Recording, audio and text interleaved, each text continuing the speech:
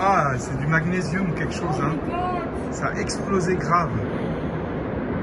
J'ai vu, on a vu de là-bas. Tu l'as vu? Ouais, on a vu que ça a explosé. Regarde le magnésium. Is that dangerous? Is that gonna come to us? Oh my God. And then I saw a video of something going on. I'm like, oh my God, like, where is this? Like, God help the people that were there.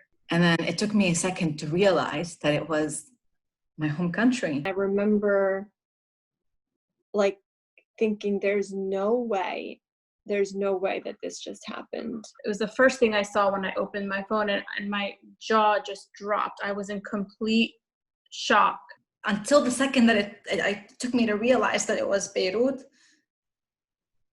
there was a hurricane here. So I was like in my car driving in the middle of a hurricane, calling everybody I know. Then I called my dad, and that was when it like felt real, because it was like, Baba, what is happening right now? Immediately, conversations were going between American Lebanese friends of mine, reaching out to my family in Lebanon, asking, are you okay? Are you in Beirut? I contacted my one cousin who's in the army. No response, because I knew the rest of them were okay. I go to sleep all worried. I'm asleep. I'm up. I'm asleep. I'm up. I'm like, just the most restless sleep ever. 4:30 in the morning, I get a ring on my phone. I get a FaceTime call, and it's him. And I'm like, oh, dude, I could kiss. Like, I could kiss the screen. I didn't know anything until my sister just randomly sent me videos of what was going on in Lebanon, and I was just shocked. He described it as like earthquake with an explosion, with the wind coming to her, with all the dust from all the buildings that collapsed, and she just heard the windows breaking all over the buildings next to her. And she just, after the explosion, she went and looked at outside. It was unreal how everything was broken in a few seconds. I was just talking to a friend of mine.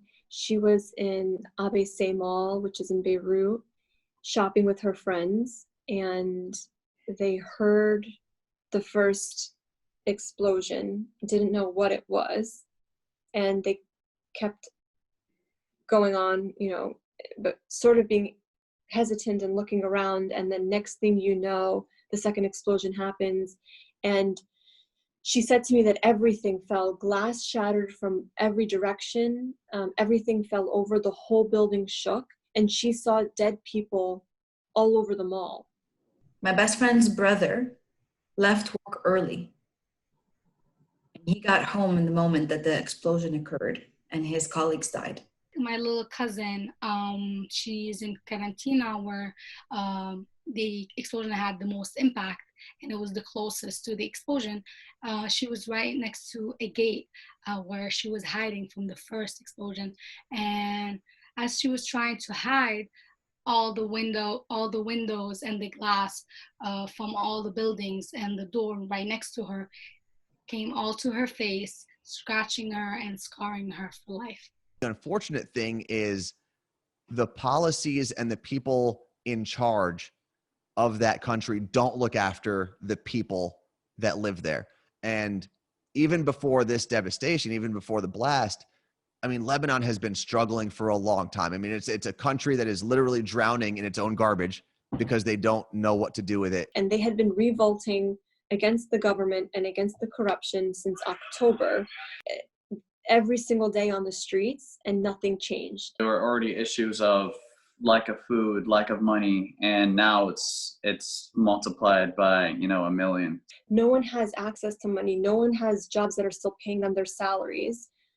This little bit of savings that any Lebanese person had in the bank, they can't even access at this point. People were finally calling out the government for not being able to provide things like electricity on a consistent basis. I mean, my cousin lived there. My cousin, who was born in New Jersey, worked for the UN, and he was stationed there station sounds weird, like it's the military. He was positioned in Lebanon for a while. And I remember visiting him, and you just had to plan your day around rolling blackouts. And it wasn't because there were weather things or natural disasters happening. It was just the government didn't really do a good job of making sure people had what they needed.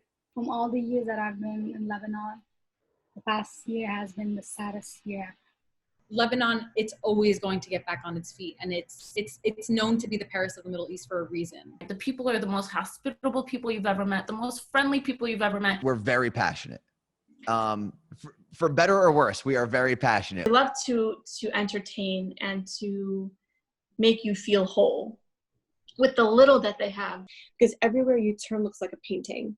There, you know, for a country in the Middle East, there's zero desert. And I think like no one would ever imagine that, but there's trees, there's rivers, there's waterfalls, there's the entire coastline on the Mediterranean, which alone is like really jaw-dropping. Our resilience and our hospitality is second to none. People in Lebanon catch up over coffee, they stay up late, they meet each other for dinner, everyone cooks, and it's such a beautiful culture. We've been dealing with this for days now, and like every morning you wake up with more pain. They're still finding bodies. There's still a lot of missing people. They've hit below rock bottom, so I can't possibly fathom anything worse than the state that they're currently in. I pray and I hope.